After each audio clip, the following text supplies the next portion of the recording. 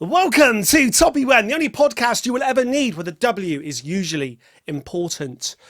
The YouTube silver play button, presented to the Mercurial number 6 for passing 100,000 subscribers. This is a film about recovering from adversity. For this is a podcast episode that I've already recorded twice. I was dressed, suited and booted, looking rather nice, and I told a story that culminated in the band of brothers. Each point along the way was told with such finesse, such gusto. And then the audio failed and I was gutted and I tried to record it again and I just got angry and I tore the lights down and I went onto my running machine, ran 10k and then watched Heat. De Niro and Pacino. I've been furious and then I thought, use the fury. Tell the story of one of the greatest podcast episodes you ever filmed. Now, in the original podcast episode, I was drinking coffee. In this recap of that podcast episode, I'm going to drink some lager. I started talking about 100,000 subscribers. And then I talked about the general shift from the importance of subscribers, from the importance of people that watch a video and with their finger give you a vote of confidence and say, do you know what? I liked this. Subscribe. And then perhaps never watch another video of yours ever again. We've all done it. I've done it. The shift towards the importance of views, view counts.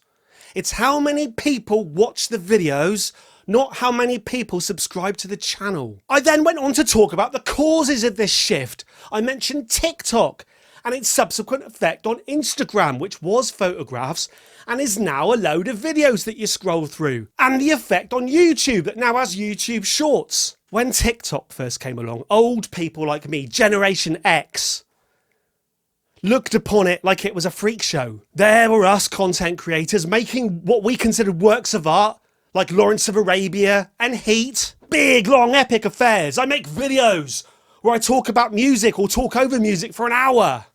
And TikTok came along with 10 seconds, 15 seconds, just members of the public filming people mainly falling over or cute girls dancing, posting them there and getting millions of views. And then I talked about how I've seen this in action myself, caused by me. You watch a YouTube short and it has some silly title like, you won't believe what happens at the end of this video. And you watch it and you think, I didn't see anything particularly happen.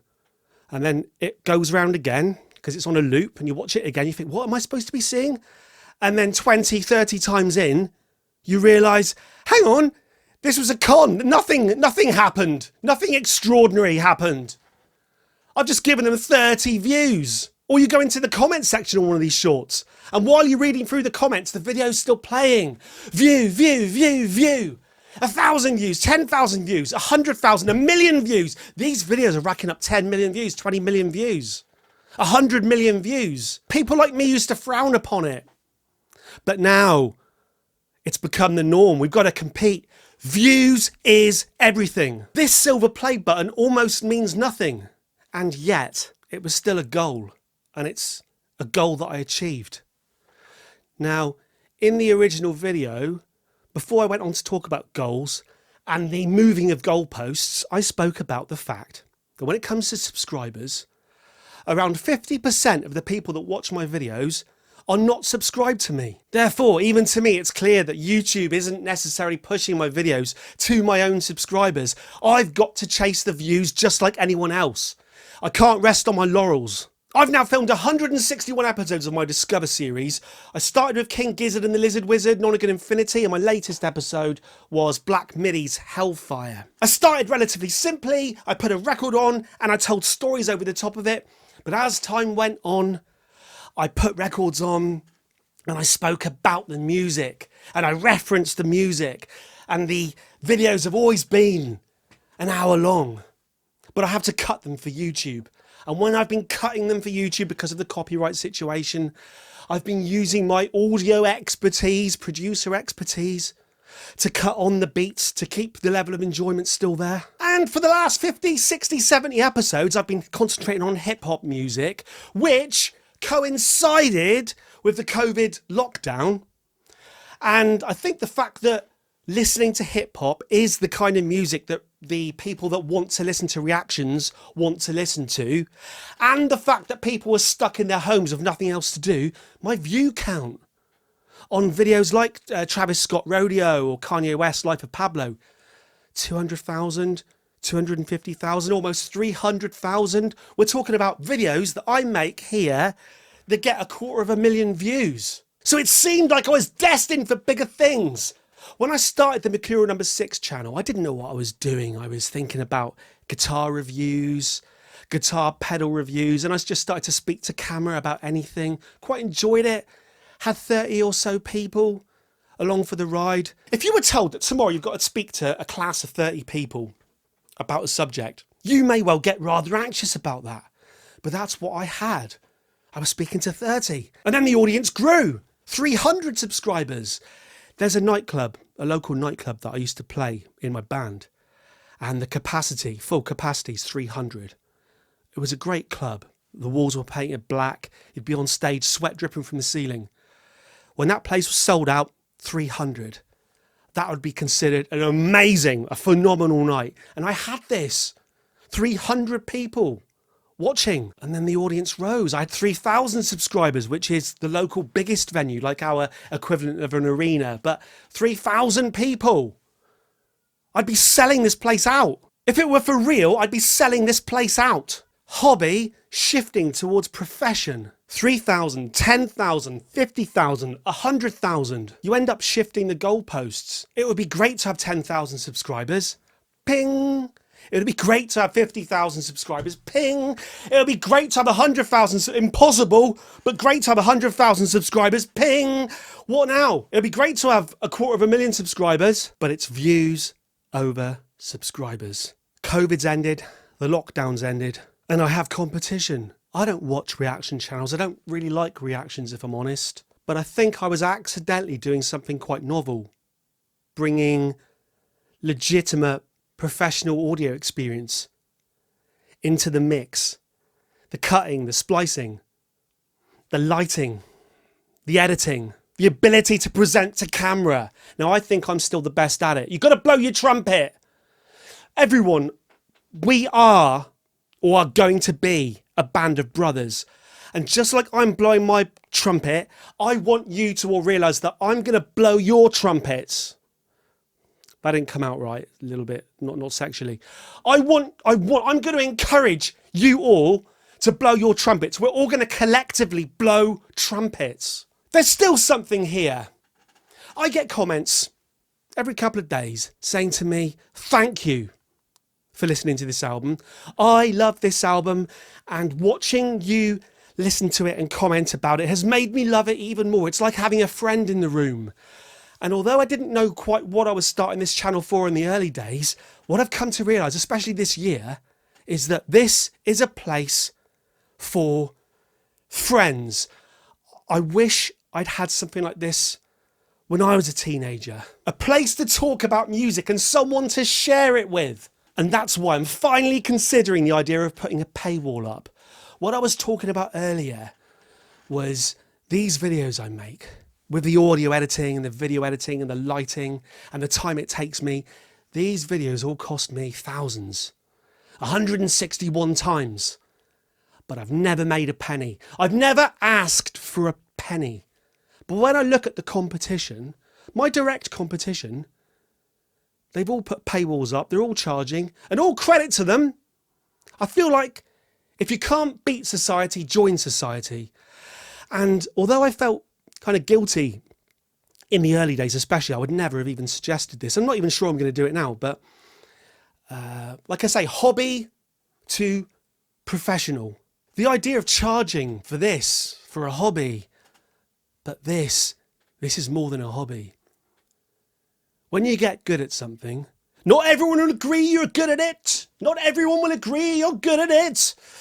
Certainly not everyone will agree you're good at it. But the handful, the band of brothers, we get together and we talk, collective friendship. It kind of dawns on you that maybe there is something special. There is something special here. And once you put a paywall up, you're talking about gatekeeping. You're talking about freedom. You got someone between the general public and us and me. Someone who stands there and says, you shall not pass unless you pay $2 or whatever. And then once you enter my boudoir, again, it's just you and I. And we're bloody good. And the fun we can have. I've held a few videos back recently. The Kendrick Lamar, Mr. Morale and the Big Steppers. That full video is about 2.5 hours. Each video done Charlie XCX, the Black Midi one. Much longer videos than I put on YouTube for copyright reasons, whatever. Once you have a paywall, it's still fair use. It's not hiding behind a paywall or this illegality behind the paywall. It's still fair use. It's still transformative. I'm still talking over it. But for the people that really want it, for the people that like me, because that is the people who like me, that is different to the general public who are typing, shut up and stop talking over the music. You know who you are. The people who have been here 161 episodes. I know I'm quite flamboyant when I'm doing this on my arms and everything and emoting, but you know me now. We've been through the emotion and we've been through the quiet times of just talking nicely. You know if you'd pay to come to the other side of you shall not pass. You know here if you would or you wouldn't. With gatekeeping comes freedom. I've come up with another idea for a way to extend the Discover series, where we just have a drink and put on old records that I still haven't heard before, but records that are considered classics. The first episode of a paywall, Patreon, whatever, I've already got the record, haven't listened to it yet, but it's a famous kind of rock lounge music record from the 70s, and I'll let you know in advance the specific cocktail we'll drink while we're listening to it. We'll have some mood lighting. I'll put the record on the player. We'll let it play. We'll have a drink. And we're hidden behind the paywall. The general public won't be able to say, oh, why aren't you listening to hip hop? Because it would be just me and you. And even if you are a hip hop head who really wants Kanye West, 808s and Heartbreak, or Graduation or whatever, I'll still be doing those. And there'll be extended videos on the Patreon thing, or the paywall thing. But you'll also, if you like this relationship we've got that much, I reckon you would be up for it. And the thing is, yeah, 100,000 subscribers. Yeah, brilliant. Yeah, woohoo. But there's something about having that Gandalf character. You shall not pass. And even if it's just, I don't know how many people would pay. I'm assuming the worst. You know I'd assume the worst. 10, 30. But I was thinking, if we could get to 300, then we are selling out that nightclub with the black painted walls and the sweat dripping from the ceiling. It's our place. Sold out, boiling hot. Freedom. The more the merrier. I've always felt guilty about the whole pay thing because I think, oh, are people going to think they're making me rich? Do you realise how many people I'd need paying money to become rich? Every video I've ever created has cost me thousands. Just to reach a balance, like a level playing field, I'll need hundreds of thousands. But I like the idea of you and I, us, 30, 300, 3,000, whatever, a band of brothers. This is a call to arms for positive social media interaction in an often negative world. I'm hoping you might just join me. Over and